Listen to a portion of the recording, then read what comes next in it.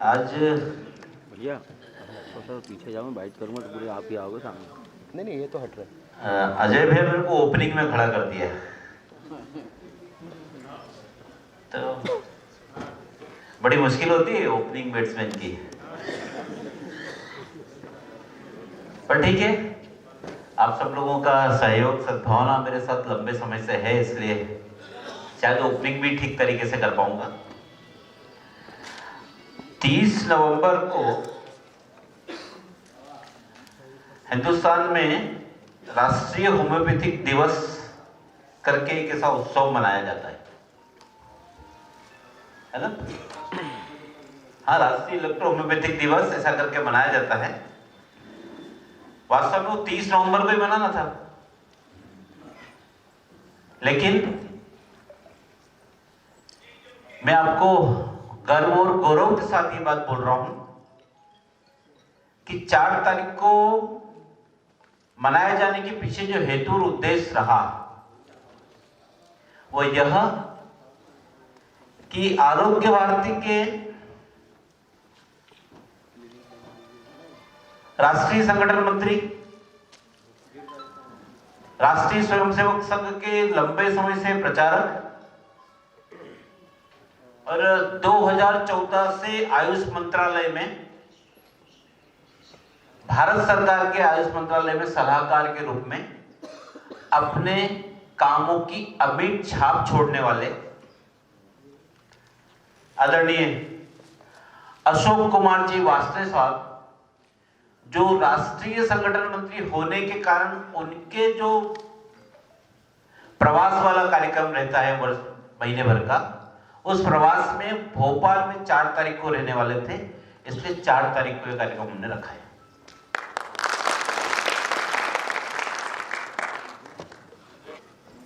अशोक वासने साहब प्रचारक वृत्ति के कार्यकर्ता हैं। हम में से कुछ लोग राष्ट्रीय स्वयंसेवक संघ से जुड़े होंगे, कुछ लोग नहीं भी जुड़े होंगे, कुछ लोग प्रचारक वृत्ति का अर्थ समझते होंगे, कुछ नहीं भी समझते होंगे। तो मेरे को अवसर मिला है, मैं इसलिए आपके सामने बात रख रहा हूं कि अशोक कुमार जी वासने वो प्रचारक जिन्होंने राष्ट्रीय स्वयंसेवक संघ के काम को करने के लिए, काम के पोषण के लिए, हिंदू संस्कृति के संरक्षण के लिए, भारतीय संस्कृति को श्रेष्ठता पर ले जाने के लिए अपना घर परिवार सब छोड़ के अपने जीवन को राष्ट्रीय स्वयंसेवक संघ को समर्पित कर दिया। समर्पण आप और हम भी कर सकते हैं, पर अपना तन और मन और जीवन पूरा समर्पित कर देना, ऐसा विलक्षण योग हर किसी की किस्मत में नहीं होता है। तो हमको गर्व है कि हमारे बीच में अपना सर्वस्व समर्पण करने वाले आदरणीय अशोक कुमार जी वासने हमारे बीच में है और मुख्य वक्ता के रूप में हमारे बीच उपस्थित है। मैं Madhya Pradesh electro homeopathic council की ओर से उनका बहुत बहुत आत्मीय अभिनंदन करता हूं और आपसे निवेदन करता हूं कि आप जोरदार कंठ ध्वनि से अपने स्थान पर खड़े होकर भाई साहब का सम्मान करें, ये मेरा आपसे निवेदन है। जोरदार तालियां बजाना चाहिए।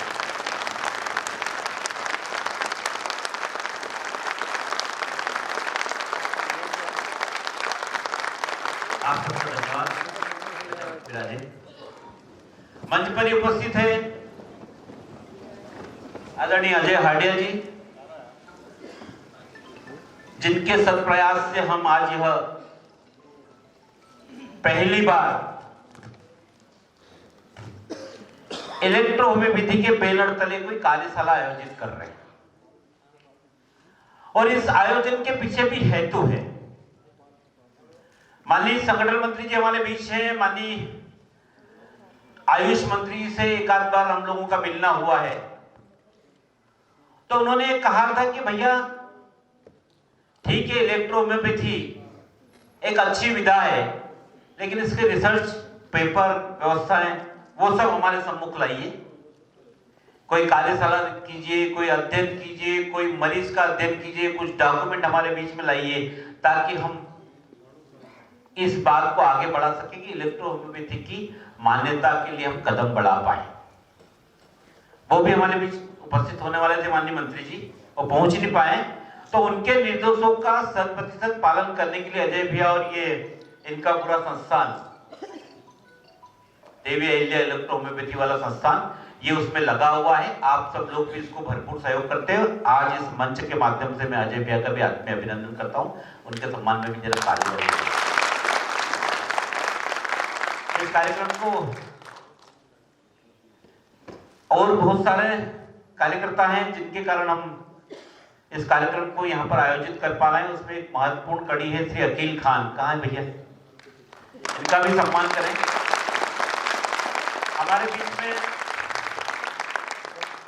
हमारे बीच में वैकल्पिक चिकित्सक संघ और अलग अलग पैथी में काम करने वाले बहुत सारे प्रमुख कार्यकर्ता भाई साहब हमारे बीच उपस्थित है। एक वैकल्पिक चिकित्सक संघ है जिसके प्रदेश अध्यक्ष अभिमन्यु सिंह साहब, और उन्होंने जितनी भी एलोपैथी के अलावा जितनी भी पैथियां हैं उन सब के लोगों को अपने साथ जोड़ के हजारों कार्यकर्ताओं का नेतृत्व कर रहे हैं। जैसे अभिमन्यु सिंह साहब वो भी खड़े हों, मैं उनसे आग्रह करता हूं कि इस स्थान पर खड़े हो, आपसे निवेदन है कि सम्मान में ताली बजाएं। इसी वैकल्पिक चिकित्सक संघ के दीपक जी वैसा एक महामंत्री हैं मध्य प्रदेश के, भोपाल के निवासी, वो भी बहुत अच्छे कार्यकर्ता हैं। दीपक भैया, धन्यवाद दीपक भैया। हमारे बीच उपस्थित है डॉक्टर आनंद सक्सेना और श्रीमती चारुलता सक्सेना। ये दंपति ऐसी वैसे कि इनको इसी काम में मजा आ रहा है पिछले 30-35 सालों से। और जो आप आज की भाषा में आप उनको झोला छाप कहें या कुछ भी कहें, लेकिन जो बहुत दूरस्थ गांव में ग्रामीण जन को प्राथमिक उपचार या प्राथमिक चिकित्सा देने वाले जो लोग हैं उन सबको एकत्र जोड़ने का उद्देश्य डॉक्टर आनंद सक्सेना, चारू सक्सेना, अभिमन्यु सिंह, दीपक जी, इन सब ने मिलकर एक अच्छा सा संगठन बनाकर सबको जोड़ के रखा हुआ है। हमारे बीच एक परिचय कराना चाहता हूं, मैं उनसे आग्रह भी करूंगा कि अखिल भाई जरा वो शाल जो है ना वो वहां रखी थी, शाल रखी थी जो मेरे को शर्मा दीदी ने,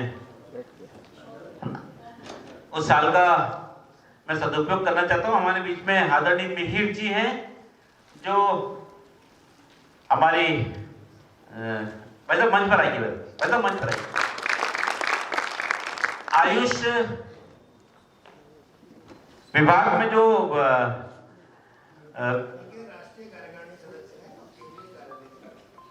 आरोग्य भारती के राष्ट्रीय कार्यकारिणी के सदस्य, केंद्रीय कार्यालय आरोग्य भारती के केंद्रीय कार्यालय के प्रभारी में अखिल जी से निवेदन करूंगा कि चला सार और श्रीफल से भाई साहब का सम्मान करें। और राष्ट्रीय कार्यालय चूंकि भोपाल में है और आप भी प्रचारक हैं,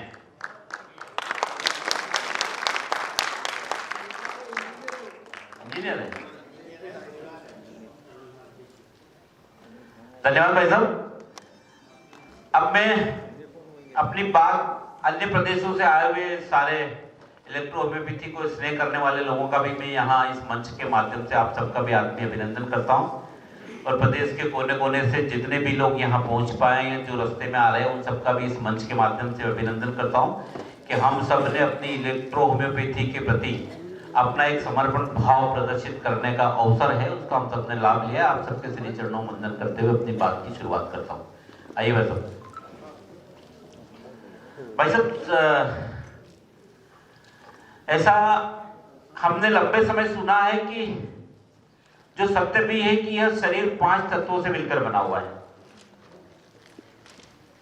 वो जल, अग्नि, वायु, आकाश, पृथ्वी सबसे मिलकर, और मनुष्य का शरीर भी उन्हीं से बना हुआ है। तो जिन 5 तत्वों से हमारा शरीर बना हुआ है उसमें अगर कोई कमी या वृद्धि होती है तो हम व्याधि के रूप में हमारे सामने आती है, बीमारी के रूप में हमारे सामने आती है। सनातन काल से व्याधियां होती रही है, सनातन काल से उनका इलाज भी होता रहा है। ज्ञात इतिहास में सबसे पुरानी पद्धति हमारी है तो आयुर्वेद। गलत हो गया मैं? और उस आयुर्वेद के बाद धीरे धीरे अध्ययन करते 200 लगभग 225 साल के पहले होम्योपैथ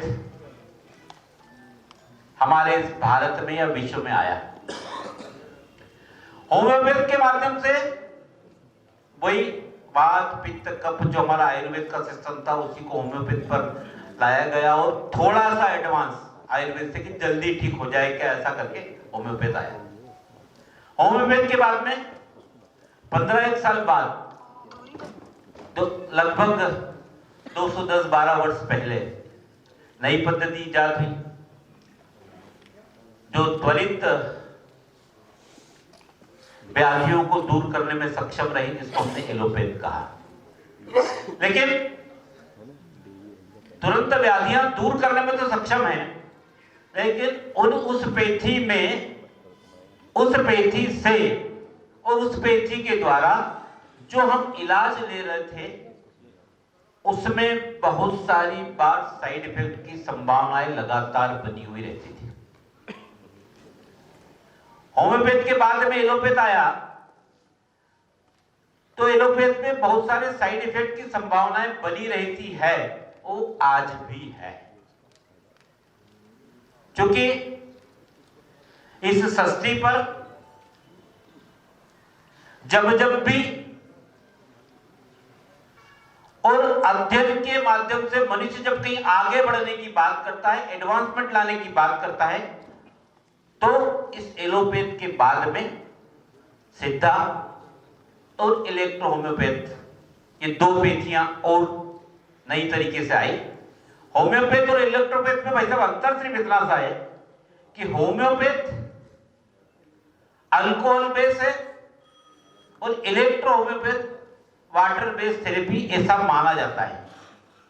पर जितनी भी व्याधियां और जितनी भी पैथियां मैंने आपके सम्मुख रखी है, उन सब के द्वारा जो इलाज होता है उसका बेस क्या है? तो बेस जब हम समझते हैं तो लगता है कि बेस है वनस्पतियां, बेस है खनिज, बेस है हमारा पूरा पर्यावरण। हमारे पूरे पर्यावरण से ही हम चीजें एकत्र करके और व्याधियों का इलाज करते रहे।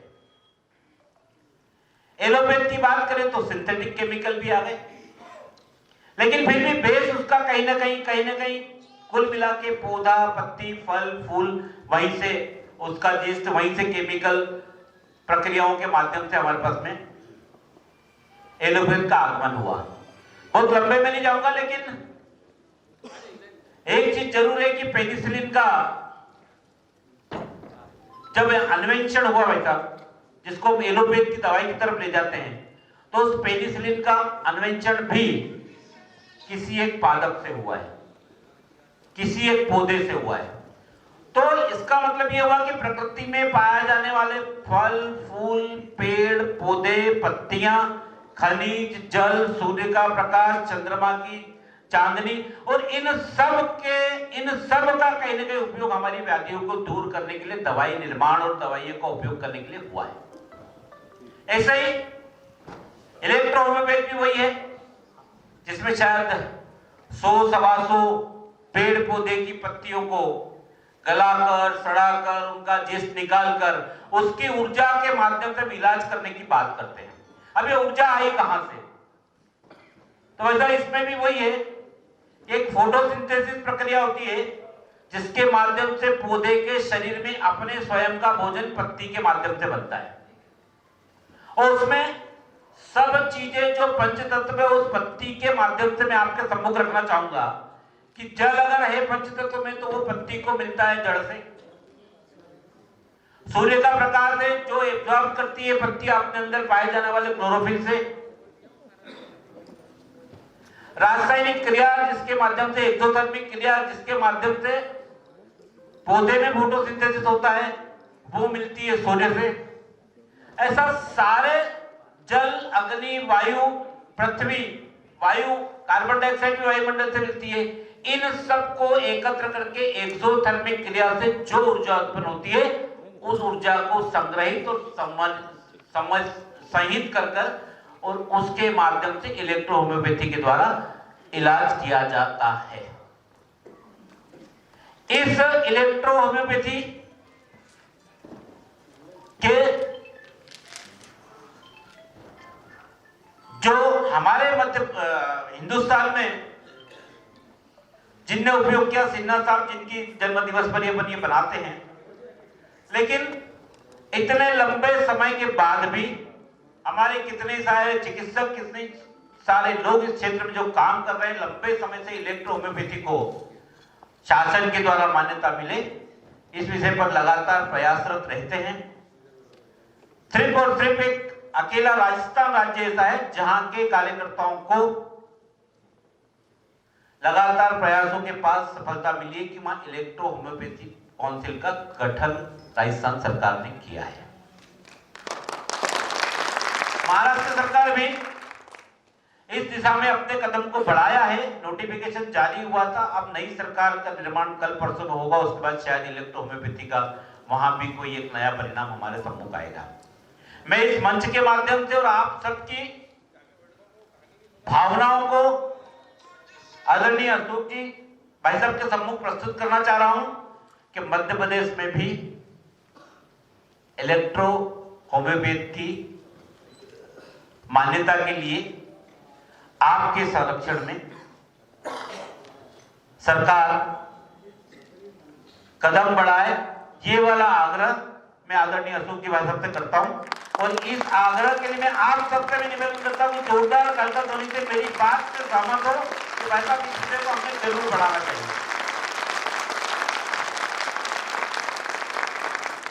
पर इसको बढ़ाने की आवश्यकता क्यों?